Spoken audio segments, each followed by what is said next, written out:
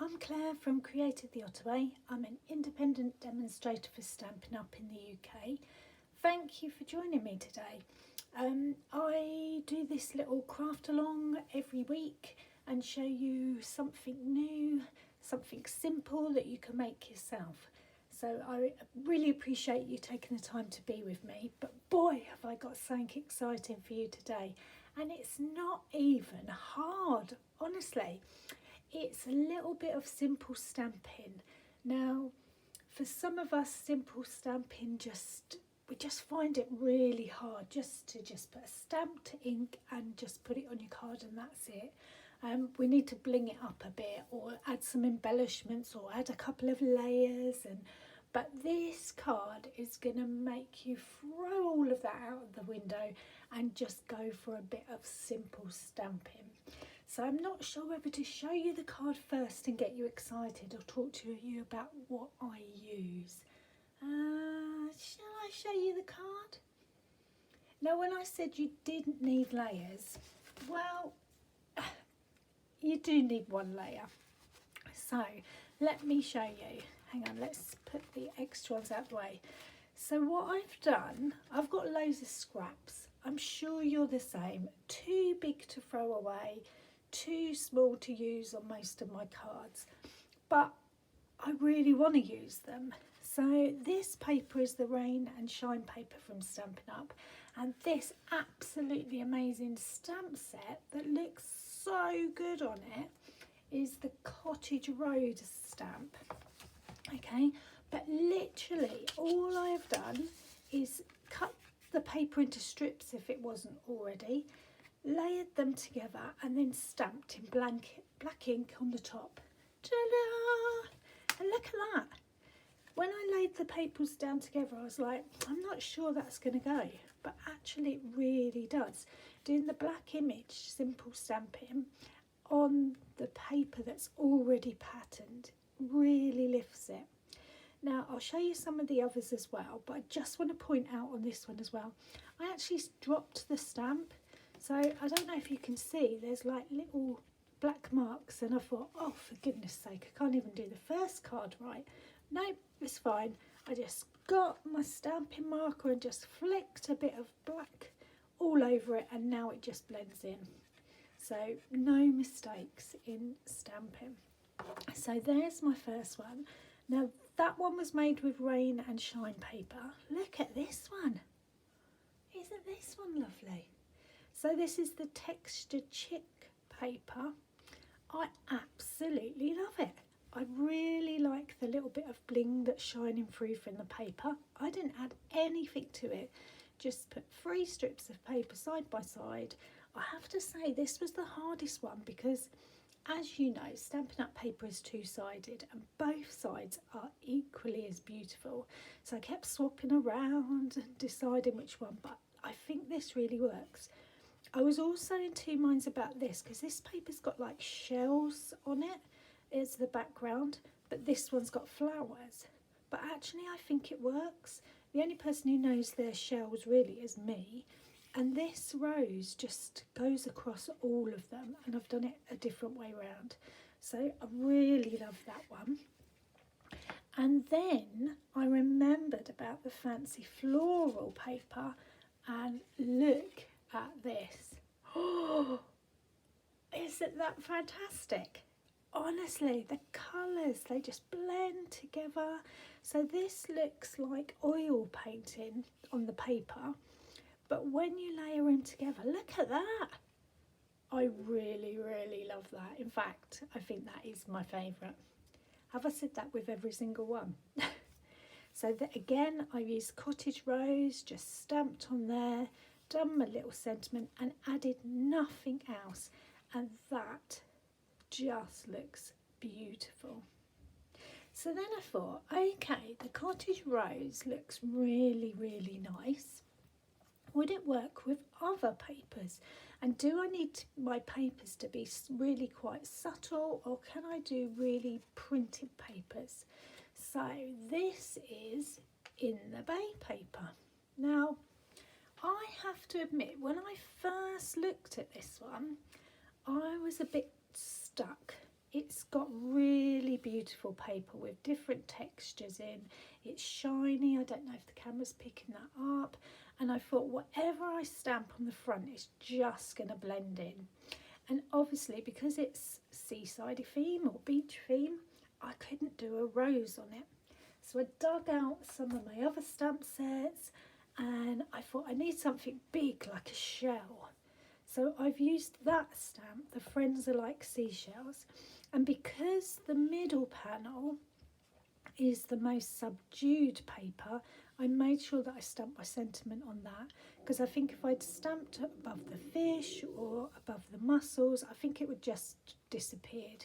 But actually, I do really like it. I made it and then I thought, nah, that's really not working.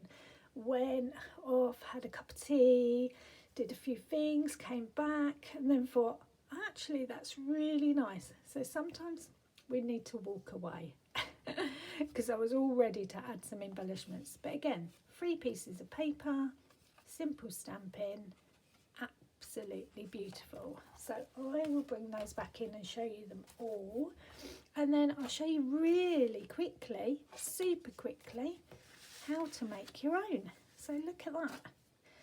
So which one's your favourite? I don't know, seeing them all there together, I'm really not sure. Really like that, really like that, really like that, really like that. They're all my favourites. So how do we make it? So first of all, what you need to do is work out what size background piece you want.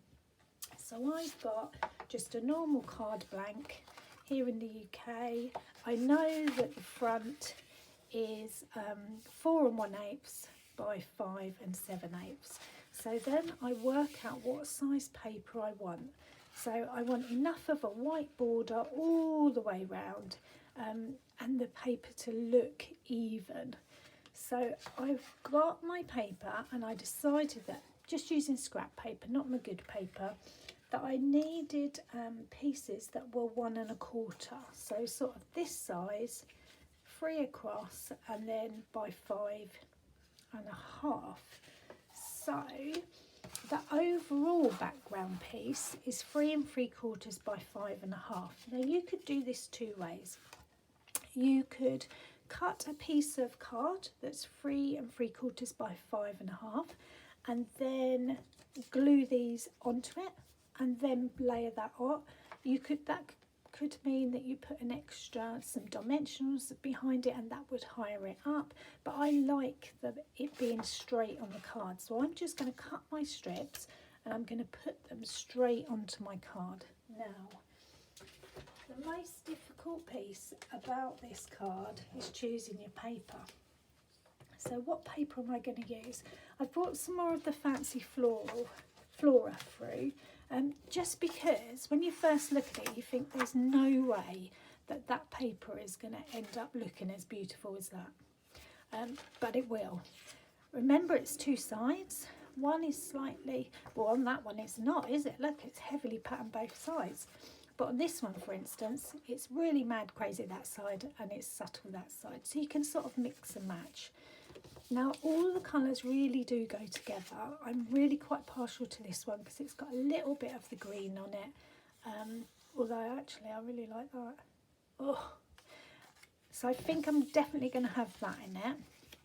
I loved the fact that the yellow went with this one on the other one, but it's also got that blue on. So I might cut it that side rather than that side, because can you see there's the green that sort of ties in with that. Now it doesn't when you look at it, but when you're above it and you look down, you've got the green here and the green on that, so it sort of pulls it together. So I think I might use that. And then I need one more. Now that, oh, that might really contrast, especially if I use this side, because it's more white than it is brown, although the brown looks really nice as well. What's on the other side? That in itself is quite nice, but too busy for this. So we're going to put that to one side. This green, would that tie in? Because it has got a bit of green. It's a slightly different shade. what about this side? Now that's got the pink the same. Remember, it's got 4 sides. Twist it round because you're only going to have such a thin slice. Not really sure about that. This one, again, that's got some of the blue. If I wanted to tie in the blue, maybe over here. Oh, what about that? That's quite nice. Oh, that is nice. How about some of that? If that was in the middle. So if that was like that, that was like that, that was like that, would that look okay? Come on guys, help me out here. That one, did we just look at one like this? What's on the other side of this? Oh, that's quite nice. Maybe that is the way to go. See, what a difficult decision this is. Well, that's quite nice as well. So that, see, I've completely changed my mind now. How ridiculous is this, just choosing 3 pieces of paper? Right, let's go back. So that was the one we really liked, we really started with. That looks nice with that. And then if we had a yellow, because then we've got blue, pink and yellow. I'll lift it up now. No, that's nice. Let's do that. Okay, so I need a piece that is 1 1/4 by 5 1/2. So I think this one actually, oh no, not quite. And it's not straight. So let's get that one straight. So 1 1/4. Remember that I worked this size out from deciding what the whole background piece would need to look like. So 1 1/4 by 5 1/2 is my strip. So there's 1 1/4 again. 1. I'm paranoid that I'm going to cut the wrong size and then I'll be devastated. Okay, 1 1/4. That's quite nice with the blue on as well. I need to put that to one side to make another. Now I've got a bit of green there, but not so much green there. So I'm going to whip that round because I want as much of the green in it as possible. Okay, 2. And then I wanted this side because it's not so wild as this side. So see, look, I'm not even using a scrap now. I'm cutting into my nice paper. Okay, was that 1 1/4? Yeah, 1 1/4 and 5 1/2. I want a bit of pink, so I'm going to chop it off the other end. Okay, now I think that's it. Okay, let's have a look. So I've got the yellow that goes in with the green. And then I've got the pink that goes in with this one. But do I want that like that or like that? No, like that I think. Okay, so bring my card back in.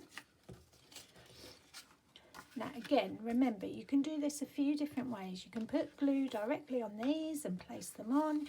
You can stick them to a piece of card to make sure you're happy with it and then layer that on, but I'm just going to go for it. So I was having yellow at the top. Don't look at the other side, Claire, because you would change your mind again. Okay. Oh no, I didn't check the glue. Come on, Blue, you can do it. I don't want to run off and get some glue. Why did I do that? Give it a shake. No, it's not going to play ball, is it? Oh, that bit came out. A squeeze. No, it's not. Right, talk amongst yourselves for a minute.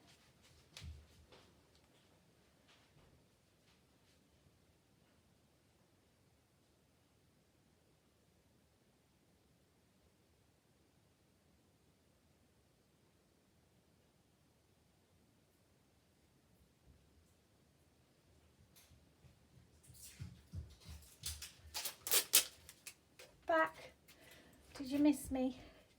Right, quickest thing to do is get a new glue. Oh, new glue. Okay. Oh, look at that. So much glue coming out. It's ridiculous. There you go. So I am doing this by eye. So I'm going to trust that I am getting it right. Now I know there's a white border all around my card. About there, I think.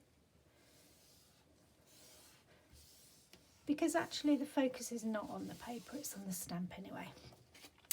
And then it was the pink, wasn't it? Oh, look at that side. Oh my goodness. So I've only just discovered this Cottage Rose stamp and I'm absolutely in love. It's my new favourite. But as you can tell, I change with the wind. But it's really lovely. I've got loads of ideas buzzing around my head about watercolour in it and heat embossing. It's a really, really lovely stamp. So that's the next one. And then this one, that way round. Or that way, I don't think it really matters. No, I'm just going to go for it. Oh, that's nice as well. Oh. No, let's do the lighter. Because I want the stamps to be the star of the show. Okay. Now, when it comes to stamping, you can stamp just on your block and straight on there, or you can use your Stamparatus. If you're lucky enough to have a stamping platform, using the Stamparatus means that if you don't press very hard in some of the areas, you can re-stamp it. So I think because I'm on camera and you're all watching, I might use my Stamparatus. Okay, so there's that. It's really nice. I love it. I love the colours, how they merge together. Do I want it that way round or that way round? That is a good question. I'm not sure. I think I like it that way round because the flower is really quite big. So how do I use my Stamparatus? So this is a stamping platform from Stampin'Up. There's a few different elements to it. You get two of these arms that come out, one that fits here, one that fits there. You can do hinge stamping, which means you can take this out and move it up and down and stamp in several places, or you can just use it like I am today, just to get a nice crisp image. Now, this is some small grid paper that you can get that I use to practice on that fits rather snugly in there. You also get this layer as well that can come out, and this is wipeable as well. Now the reason for this is you can get different stamps, polymer stamps and these rubber stamps. So polymer stamps are the clear ones. Just show you inside my messy set. So these clear ones here, and you do need this for that just because it gives a bit of height to it. But for the Cottage Rose ones, they're these rubber stamps, so they don't need it. So what I need to do, you also get some magnets that I've put some, what's this tape called? Nope, it's gone. Some sticky DIY tape. It's not masking tape, it's more than that. I don't know, I can't think. So my card, I want it in there. And I want my image, because the leaves are there, so I want it to be that way round. But my card is folded over twice and I don't like it, so I'm going to unfold it, but obviously that gets in the way. So I'm going to spin my card round, so it's now upside down, which looks a bit weird for you. Make sure that you're happy with the placement of your stamp.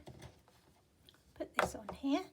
Just because it gives you a nice, I've spun my card around because it's a much flatter base.